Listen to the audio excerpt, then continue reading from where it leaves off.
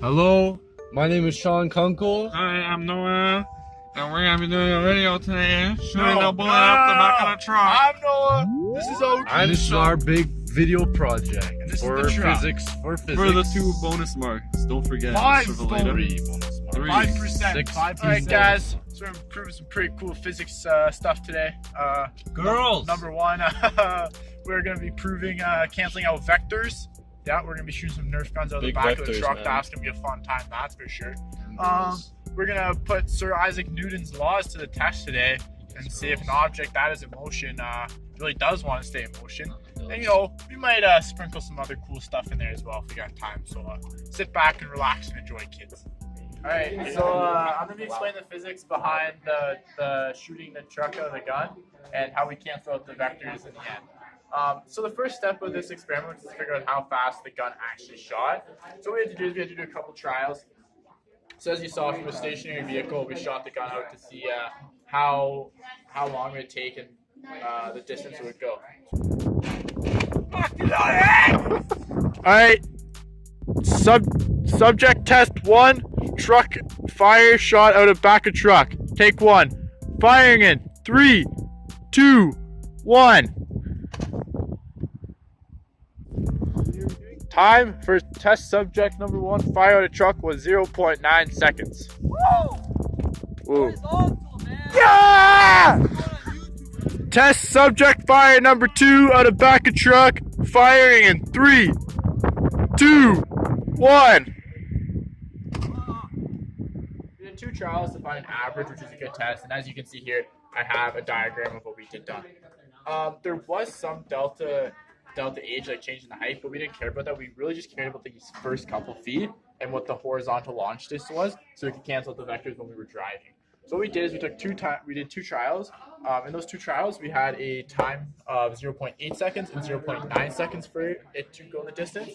And to average this all out, we had 0.8, 0.9 add together, divide that by 2, we had an average of 0.85 seconds. Next, we did distance. Don't step on it, you waste. We're now measuring the distance that the bullet was now fired to figure out our delta D. Right on the yellow line again? Wait, I'll tell you what. Right there? No, Michael. Did I say one?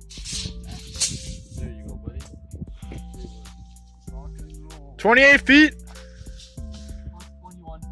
28 feet plus 21 feet is our delta D. And in our 2 trials, we had 14.8 meters and 15 meters, which then averaged out to be 14.9 meters overall. So we took this data and we did.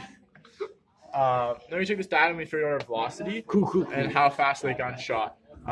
So we had 14.9 meters divided by 0.85 to get 17.5 meters per second or 63.1 kilometers an hour. So when we were driving the truck, I was driving the truck at 63 or just, I think it was over 63. I think I set it to 65 actually.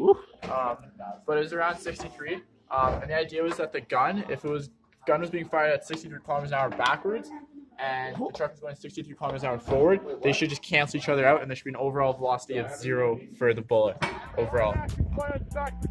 Safety first, we're straight professionals. Don't try to shoot at home, boys. Oh, here they are.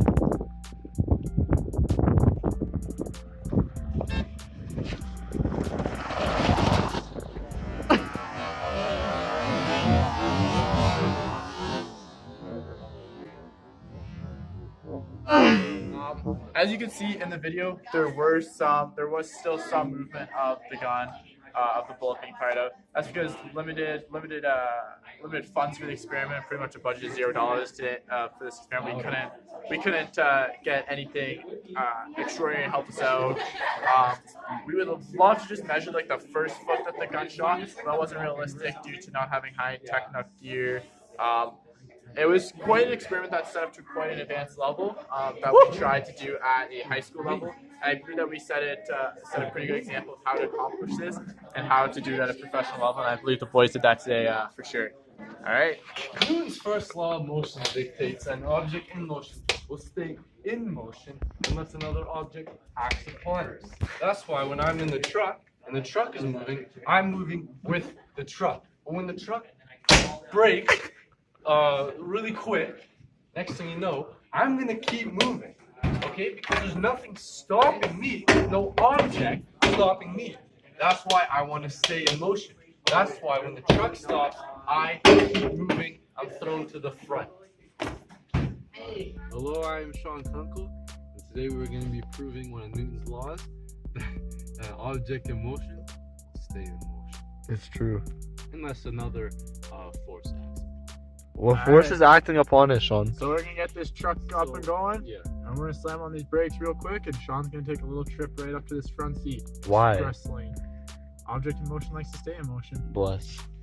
You ready, man? Unless another force acts upon it. Alright, we're gonna up to 20 kilometers an hour, and we're gonna Faster. stop real quick, and we're gonna see how far forward Sean goes. And we're gonna take a test run with Sean with the seatbelt on and see how little he goes.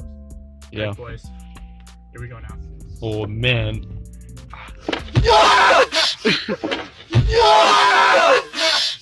Alright, so we're going to explain the science behind the ball going downhill and how we came up with the expected time in 3.3 seconds that we have here.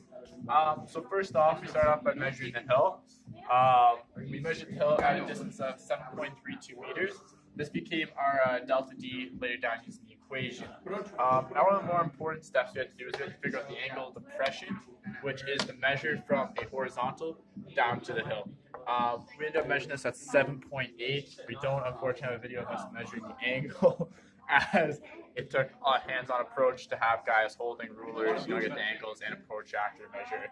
It was quite complicated, but we did accomplish it. Now, why is the angle of depression important? It's because the angle of depression with the Z pattern is also equal to this theta right here, which then this theta is then equal to our force of gravity triangle later depicted here. Through investigation of arranging it, we can generate this equation right here. That the force normal equals the force of gravity perpendicular, and the F net equals force of gravity horizontal.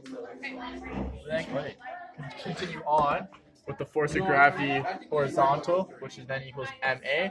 But since it is part of the triangle, we have to sub in the sine values of thetas and whatnot. And we end up getting acceleration is equal to g times sine theta. Over to our master equation over here, you can see what we have. We have our delta D equals v1 times t plus 1/2 a times delta t squared. V1 initially is 0, so we can cancel that out, which is nice. It gets rid of a lot of garbage, and we get left with this equation here. We know delta D is at 7.32 from the original statement. Gravity then can be calculated by our angle depression with sine, and we obviously know the speed of vertical gravity. So then when you do multiply by sine values, you get this value right here. As you divide the two values, you get this, and since it is t squared, we do have to take the square root, and we are left with 3.3 seconds is what we were expecting. Rolling a soccer ball down a frictionless or nearly frictionless decline. Trial number 1. We calculated this to take about 3.3 seconds. We'll see what kind of time we can get. 3, 2, 1. Yeah! You did! We did! We did!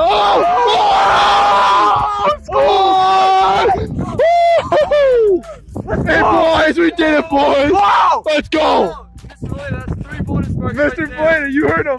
Look! Look at the top! Look at the top! Look at the top! Look at that! You heard it here first! You heard it here first! World star! As you found in the video, we ended up getting a value of 3.4 seconds, which is pretty good still, though, because our physics can't be perfect, especially since we can't calculate the force of friction and whatnot like that. We did our percent differential. We have actual minus expected divided by expected times 100. So our actual 3.4 minus 3.3 divided by 3.3 times 100 is just a 3% with a 3% off. So our conclusion, our experiment was 97% accurate, which is very well done overall for the boys. And that is how you figure out how fast the ball will roll down a hill. Fantastic!